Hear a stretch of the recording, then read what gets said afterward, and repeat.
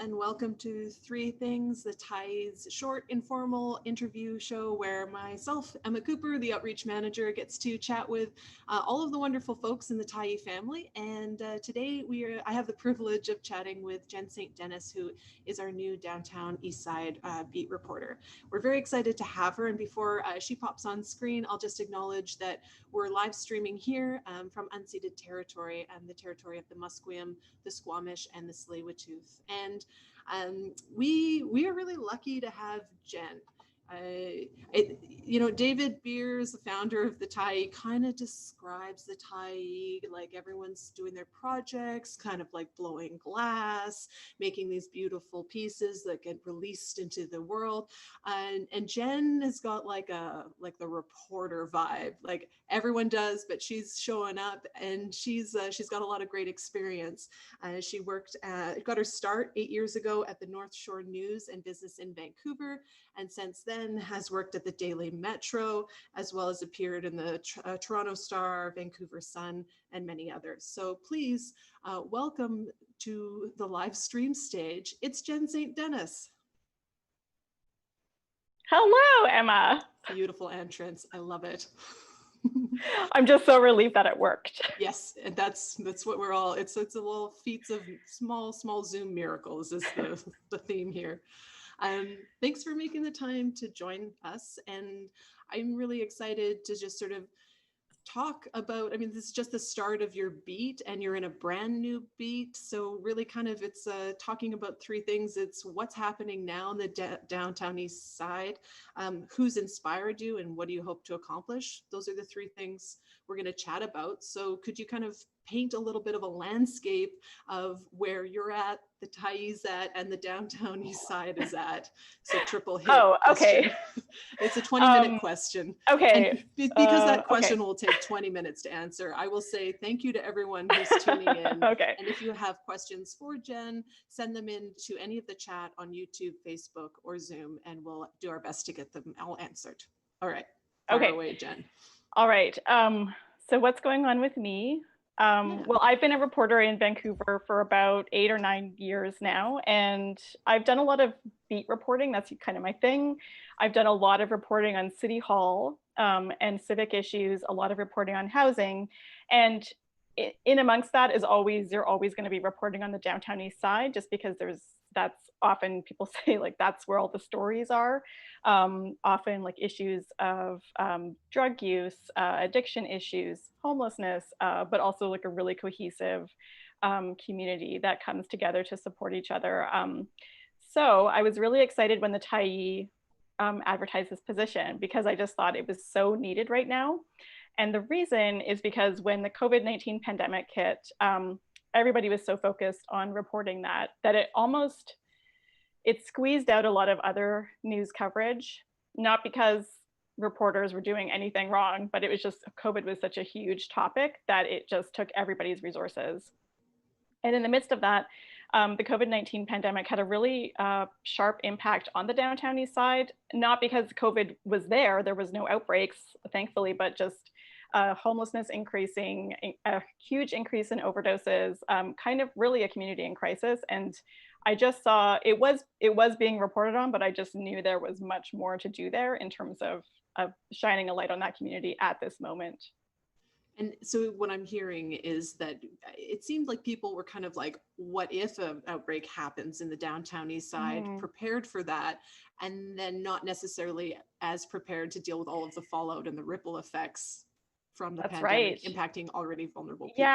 Yeah, that's exactly what happened. And, the pandemic was this totally unprecedented event, very, very hard to plan for, but the impacts that we are seeing are just have continued to ripple. So I'm working on a story right now about the tent city in Strathcona Park, and that's definitely a little bit of a ripple effect from increasing homelessness that happened because of the pandemic. And what do we do? And looking to government to say, what is your plan for this growing tent city, for instance?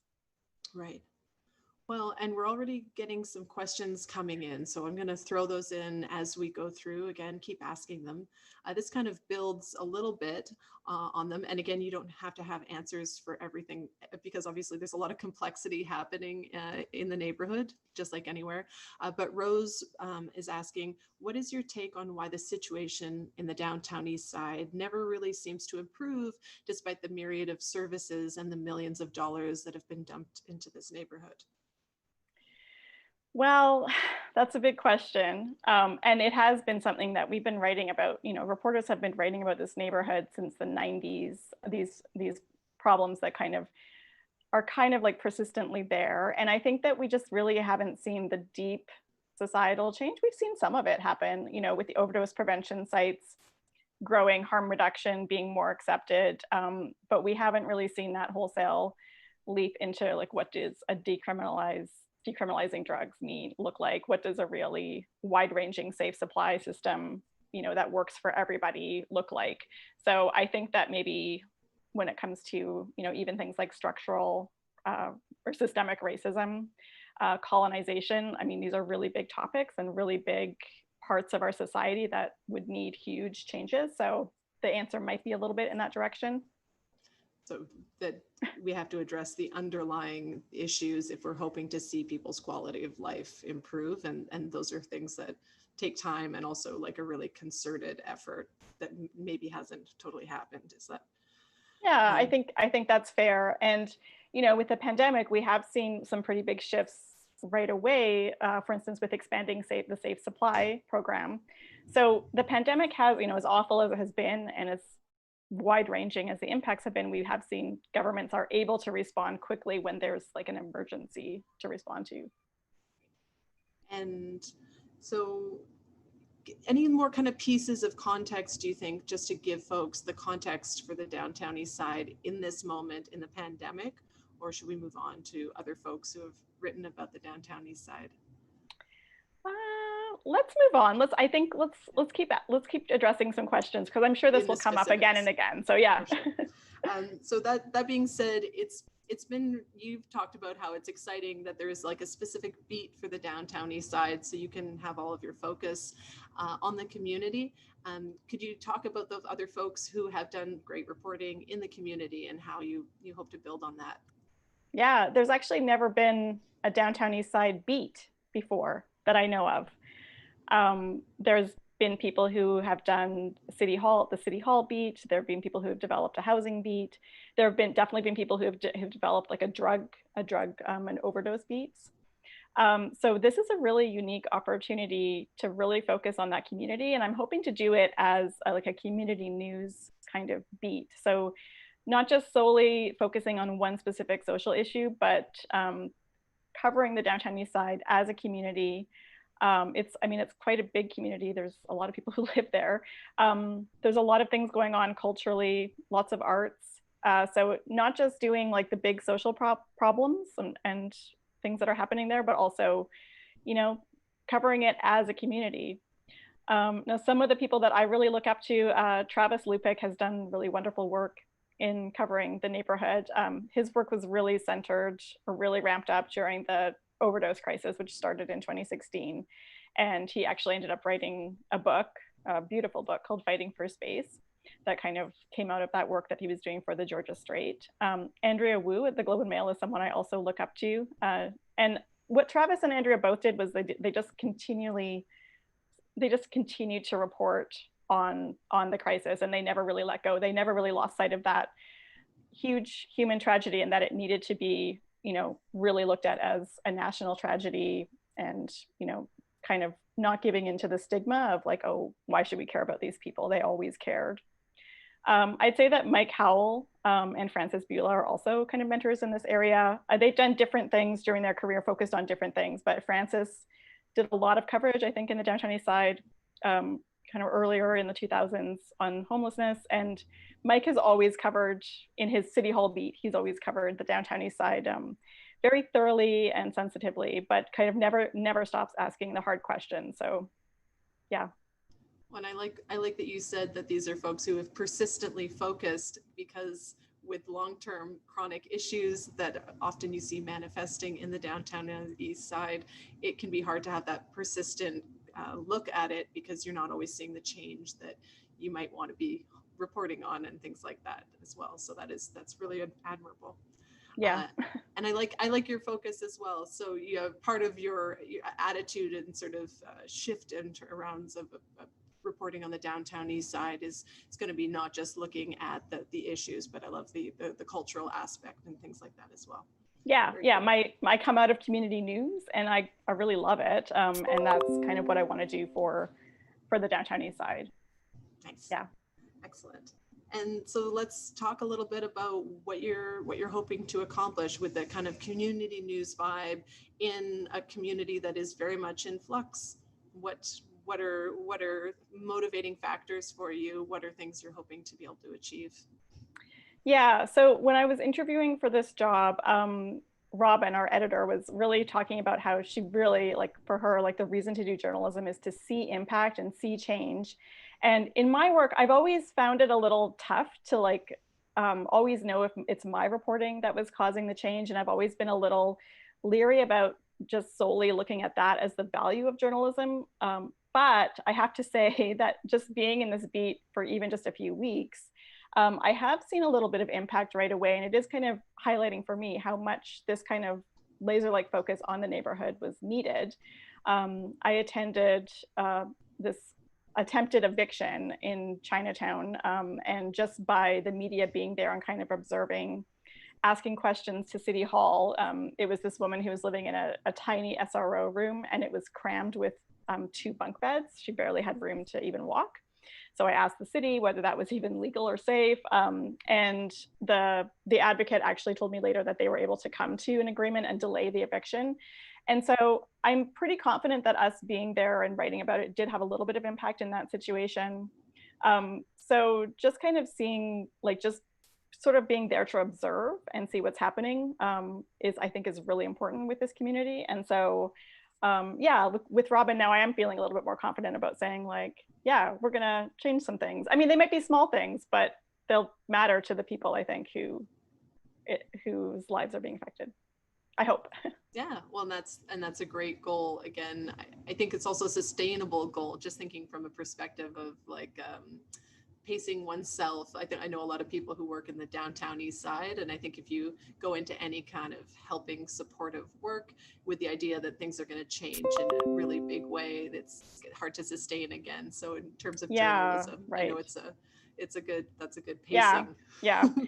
And we're taking a look at issues that probably people outside, it would be hard to pitch these stories if you were working at a big media organization that's covering the entire city, because these are really just issues that really just affect the people in the downtown east side. So another issue that we're kind of pushing on is these public housing providers that have really restricted, in some cases, the visitors that people can have as a COVID precaution.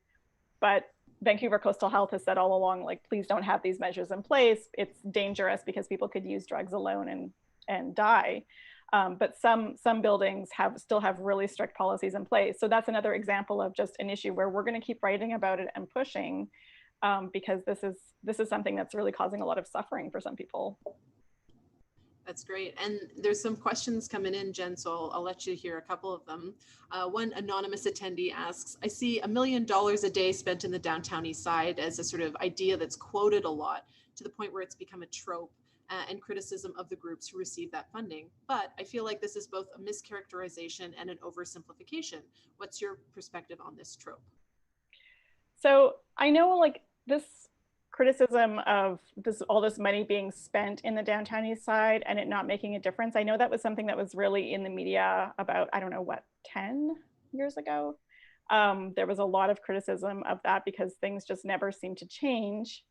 But I would say that there's a lot of people who are housed in the downtown east side. Whether or not that housing is really what the level that they want it to be at is a different question. There's a huge number of services for people in the downtown east side that are keeping people alive and connecting people with their community. So I'm not so sure maybe it is time to take a look, another look at the money being spent in the downtown east side and how it's being spent. But for me, right now that's not a huge interest of mine. I'm sort of more interested in how, you know, those systems are all working, but maybe in the future it could be another thing to look into. Well, it sounds like you're starting at the human level and working up. Another question coming in from James. Oh, this is a comment. James just says, I think this is a brilliant beat. Congratulations to you for taking this on and to the Tyee for making it possible. Thanks, James. And then there, oh, my things are moving around here. Another question is, the Strathcona Park Tent City participants claim that it is an Indigenous-led encampment. How does this make it different from the occupation of Oppenheimer Park? And why is it that no one is disturbed by the murder that took place and the seizure of weapons, etc.? I'm certain that it would never continue to happen if it occurred in another part of the city. This level of tolerance for what is acceptable is very different for the Downtown Eastside. Yeah, for what it's worth, I agree. I don't think we should shy away from when tent cities have become violent. We need to talk about it. I know that people always say, well, the violence happens all over the Downtown East Side, but I don't think that's an excuse. And I think, you know, I'm going to be looking into the Strathcona Park tent city a little bit more. So I don't want to talk too much about it, but when we're talking about the Indigenous-led kind of aspect, that was something that was a key element at Oppenheimer Park as well. That was always something that a lot of people said about that. They talked about how people had been displaced from land in Vancouver. But I think that there are a lot of underlying questions about, are these tent cities safe and for the people who live in them, as well as the people who live around them? And it creates huge conflicts. Do people need green space? I'd argue that they do. When Oppenheimer Park was in place, there were people who lived in SROs around that park who desperately needed to get out of their housing because it's such poor housing and needed to be in the park and couldn't be because they would get assaulted. So I think that we really need to take a really hard look at the city's role and the province's role in all of this. And, you know, is it time for a solution, something like a sanctioned tent city? Because we've had a continuous tent city since 2016. And before that, I know we had other ones before that, but we've had like a continuous tent city somewhere in Vancouver since 2016. And I think the point has come to say, like, I know time and time again, we do try to find housing for people, but there's always a tent city. So what can we do to make these things safe? And so I'm going to be writing a sort of an analysis piece that could look at some of the solutions, and I'll be asking the city about it as well. That should come out this week. Well, people can look forward to that. There's some questions here as well of like your own ideas of what needs to be done to improve homelessness. So am I hearing we just have to wait and read the Tyee and see what's up? Like what I think needs to be done to improve homelessness? James is asking, in your own ideas, what needs to be done to improve homelessness? I know it's complex, but do you believe there's a solution? It's a big question. Housing, more housing. I don't know. It's hard. I mean, I know it's hard. You have to build it and you have to fund it, but that's really the only thing I can think of, is that we do need to build more housing at shelter rates.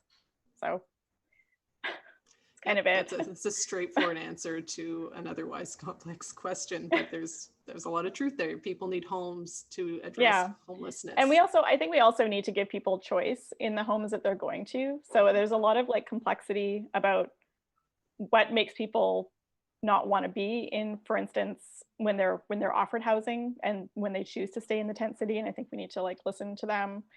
And yeah, it's not always like a one size fits all solution for everyone. And examples that come up with that would be, for instance, being able to use in the housing, use drugs and be able to have visitors and things like that. Some people don't want to be in housing where people are using drugs, right? Like some people are like, that's really chaotic. So yeah, and have visitors or not have visitors. Like some people don't want to have visitors. So it's different for everyone depending on where they're at. And James has another question here. Are there stories of people who have successfully pulled themselves out of the Downtown East Side, and are they role models for others? A simplistic question, perhaps. Yeah, that's kind of a hard question because it sort of implies like a moral thing about people who leave the Downtown East Side have somehow like progressed and moved on with their lives, and that's not always the case. Like some people just love the community and want to stay there. But there are people in the Downtown Eastside who I think are leaders, and they advocate for their community. And I already talk to those people a lot. And what I'm really hoping to do with this beat is be able to like take the time to get to know some of the folks who don't always talk to the media and make them feel comfortable, and maybe hope to share some of their stories as well. Just to be able to get a bit of a more fulsome picture of the community. Yeah, just because when you're a daily reporter, you're you need the story, you need to get the story quickly. And so you tend to call the people that you know will call you back. So the nice thing about this role is that it gives you the time to just go and kind of hang out with people and be like, get hi, to like this blow is a who little I bit am. of a glass thing. Yeah. And put it out into the world a little bit. Yeah. Yeah. Yes. Blowing glass. And the nice thing about the Tyee is that their editors here are very interested and supportive of doing trauma-based journalism, which means that you kind of, if somebody is sharing a very difficult story with you, you might sort of read out what quotes you're going to use for them, for instance. And so that's really refreshing. That's something that can be a little bit tougher to do at other media. A lot of reporters are kind of leery about doing that because they're worried about the story falling apart, but it's something that's really supported here. And I was kind of concerned about doing it at first, but it's actually been really great to talk to people, and I haven't had anyone tell me, no, don't use my stuff again. They've actually added things that have been really important. Can you tell me like kind of a little bit more about how taking a trauma-based approach is shifting the conversation with folks? Like, what do you feel is happening? You're saying people are even giving you a little bit more than you almost think. A lot of people, yeah. I mean, when you're asking people to share really difficult things that have happened to them in their lives, it can feel like the term that sometimes people sometimes use is extractive journalism. So people end up feeling kind of used. And so also being clear with people about how their story is going to fit into the wider story, so that you're not just kind of using them to like as your example person, because a lot of stories are like, I've got a social problem that I want to talk about. Oh, and I need an example. So I'm trying to like work with people and find their stories and then kind of see what kind of like how else I can build out the story rather than like the other way around. So that's kind of interesting. That's like a new way of working for me a bit. Well, definitely probably a different perspective on telling marginalized folks' stories in general. And so I'm hearing a lot of the questions that we're asking are from, what are the solutions to homelessness? What are we doing? What's going to be the answer? And what I'm hearing from you is, I'm just going to listen for a bit. Yeah, and honestly, I don't really think it's my role particularly to say like, what are the solutions to X, Y, and Z problem? That's not, as a journalist, like that's not my role. It's my role to kind of present an array of thoughts and ideas and then back them up with evidence. And yeah, that's really more how I'm interested in operating, not in like bringing forward some sort of like grand solution, because honestly, I don't have that expertise. Well, we have another similar kind of a question from Raymond on Zoom. He sort of is saying he read an article in The Sun where a psychologist is advocating to help 300 people who are in most urgent need of mental health support. What's your perspective on that as a way of helping people? Yeah, I read the Sun article. It's a very interesting idea. I understand that there's been similar ideas raised in the past. And so I'm sort of interested. I have that on my list to just follow that story. And I'm interested in finding out why it didn't work in the past. But yeah, it seemed like an interesting idea. Certainly one of those ideas that you want to write about and explore and get perspective on, for sure. I'm not much of a crossfire interviewer trying to pin you down and make you give your opinions. It's not going to happen. So I apologize to anyone if they're in the comments hoping that I'm going to do that. Yeah. What did you know and when did you know it? So there's one comment from Nathan who says there needs to be low income transit passes for many people in the Downtown Eastside. So just a comment, and I guess you don't have to answer that, but another sort of piece of the puzzle that's making up people's lives. Yeah, for sure. I think that whole piece about how those little barriers that prevent people from moving forward. So that's a great example. And I've written in the past about, there's a whole campaign to make transit free. and what that would do in terms of people are often kind of criminalized if they don't have haven't paid their fare. That happens in Vancouver and around the world. Often, can happen to like vulnerable street kids. Can also people in foster care can kind of be often feel targeted with that. So that's really important. But yeah, just those kind of little interactions. Another thing that could like seems like a small problem, but is actually a huge problem is when people like lose their ID and then can't get access to services. Check day, having the welfare checks go out on one day causes huge problems. So just, I'm interested in these little things that seem little to people who are housed and have jobs and whatever, but to people who are struggling are just like these enormous barriers. And when you start looking at them, it does sort of start to seem a bit like we could fix that if we really put our minds to it. So some of the little things, removing those so that we can also focus on helping people's quality of life. And then the last question I've got here is from Roger, who's asking, could you address the idea that there's societies, in quotes, that are profiting from providing accommodation in the Downtown Eastside? Oh, like what? Well, his question, like I think, is like implying, housing providers. Yeah, I think his right. question is implying that there are groups that are profiting from providing, in this case, housing to folks in the Downtown Eastside. Did you have a comment or a perspective on that? And again, I mean, I think what this person might be getting at is that there are nonprofit housing providers who operate SROs, which are the single room occupancy hotels, that are just these very old buildings that are not really well designed for proper housing. They're like one room, one tiny 100 square foot room, shared bathrooms, no kitchens, often in very old buildings that have problems, often have like pest control problems. And yes, a lot of public housing providers have taken over those buildings from private landlords. And there is a whole tension over the quality of that housing. It's sort of like better than being homeless, I guess, but it's not. But there is a whole tension over that. And sure, I'll be exploring that. I don't really have an answer, but I'm sure that will come up because there is a lot of tension over that in the neighborhood. But at the same time, these housing providers are often doing their best to provide housing to people. So whatever look I do, it'll be balanced, and we'll talk to everyone. Right. And thank you for taking the time to talk to me today. And I what I'm hearing overall is you've got a ton of experience in conversation with this community. You're going to have even more time to do that and listen really for the little things and give people an opportunity to see past the sort of binary options and sort of conversation. So I'm really looking forward to reading that. And thank you so much for taking the time today, Jen. Thanks, Emma. See you guys next week. Bye-bye. We're going to have Paul Wilcox on next week. Until then, thanks again. Bye-bye.